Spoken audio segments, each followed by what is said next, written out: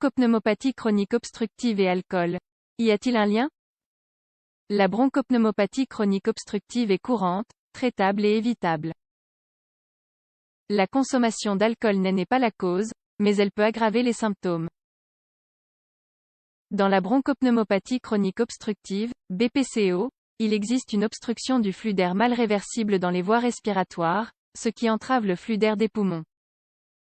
Bien qu'il ait été démontré que la consommation chronique d'alcool n'est pas une cause directe de la maladie, cette substance peut influencer l'aggravation des symptômes. La BPCO provoque un essoufflement, une sensation d'essoufflement et une fatigue des accent circonflexe au surmenage des muscles respiratoires. Il existe également une toux chronique et des expectorations abondantes. Le diagnostic de la bronchopneumopathie chronique obstructive commence par une suspicion clinique et est complété par la spirométrie. Cette étude reflète l'obstruction non réversible de la sortie du flux d'air des poumons. Bronchopneumopathie chronique obstructive, cause et traitement.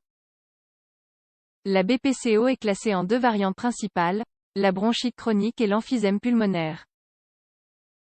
Le diagnostic de la première est clinique, et pour être établi, la toux et les expectorations doivent être présentes presque tous les jours, pendant plus de 3 mois de l'année, plus de 2 années consécutives. L'emphysème pulmonaire, en revanche, est associé à un diagnostic pathologique. Elle nécessite la démonstration d'un élargissement permanent des parois alvéolaires, qui peut être précisé par des études d'imagerie. Les causes. La cause typique de la BPCO est l'exposition à long terme à des irritants respiratoires. Le principal irritant reconnu est la fumée de tabac, quelle que soit la forme de consommation, cigarette, pipe, cigare ou pipe à eau. L'exposition à d'autres types de fumée peut également être considérée comme une étiologie.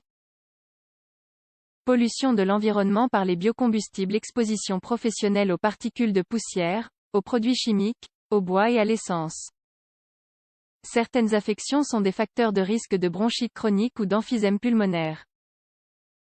Parmi les principaux facteurs de risque, figurent les suivants. Individus âgés de 65 ans ou plus, infections respiratoires récurrentes, présence de certains facteurs génétiques, déficit en alpha-1 antitrypsine, être fumeur, l'avoir été dans le passé ou être un fumeur passif. Asthme. Le traitement. Le traitement de la BPCO implique l'utilisation de médicaments qui dilatent les voies respiratoires, bronchodilatateurs. Des médicaments qui diminuent l'inflammation et des antibiotiques sont également prescrits en cas d'infection sous-jacente ou concomitante. Des exercices de rééducation pulmonaire sont recommandés pour la plupart des patients. Lorsque le cas est grave ou a trop progressé, un supplément d'oxygène peut être nécessaire. L'alcool n'est pas la cause de la bronchopneumopathie chronique obstructive. Bien que la consommation d'alcool ne soit pas une cause directe de la maladie, elle est indirectement liée. Une consommation prolongée et excessive de la substance a tendance à affecter le système immunitaire et les poumons, augmentant ainsi le risque de souffrir de la maladie. De plus, l'association entre la consommation chronique et excessive d'alcool et la consommation chronique de tabac est fréquente. De nombreux fumeurs boivent également de l'alcool. Enfin, l'alcool peut nuire à l'efficacité des médicaments utilisés. Surtout lorsqu'il s'agit d'antibiotiques et de stéroïdes. Comment la consommation chronique d'alcool affecte-t-elle les poumons et le système immunitaire? L'alcool affecte le mécanisme de défense des voies aériennes supérieures, modifie la paroi des alvéoles et provoque un dysfonctionnement des macrophages alvéolaires. Ces derniers sont les principales cellules du système immunitaire dans les poumons. Le système de transport mucociliaire participe à la défense des voies aériennes supérieures. Il est chargé de nettoyer le mucus et les particules polluantes qui pénètrent dans les voies respiratoires, de les éliminer et de provoquer une toux d'expulsion. L'alcool paralyse les cils, empêchant les voies respiratoires supérieures d'éliminer les agents pathogènes et les agents irritants. Par conséquent, les particules pénètrent dans l'espace alvéolaire. Dans l'alvéole, les agents irritants ou pathogènes devraient être éliminés par les macrophages. Cependant, en cas de consommation chronique d'alcool et de BPCO, l'activité des macrophages est diminuée. La réactivité et la propreté échouent donc, et une susceptibilité à la pneumonie est générée. D'autre part, l'alcool diminue la production de tensioactifs et modifie la perméabilité des parois alvéolaires. Cela a un impact sur la barrière de protection et crée encore plus de susceptibilité à l'infection.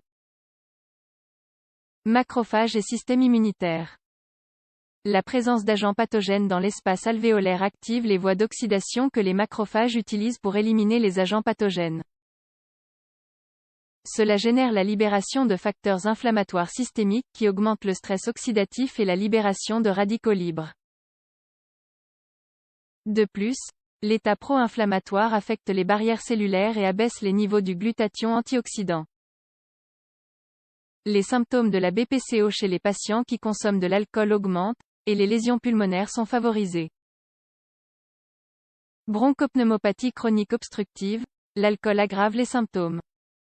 La principale recommandation pour les patients atteints de BPCO est d'arrêter de fumer et de réduire l'exposition à la fumée secondaire. Il ne faut pas non plus ignorer les effets de l'alcool. Bien que la consommation chronique d'alcool ne soit pas une cause de BPCO, elle influence l'exacerbation de la maladie. Par conséquent, les fumeurs chroniques présentant des facteurs de risque pulmonaire ou qui souffrent déjà de la maladie devraient cesser de consommer de l'alcool.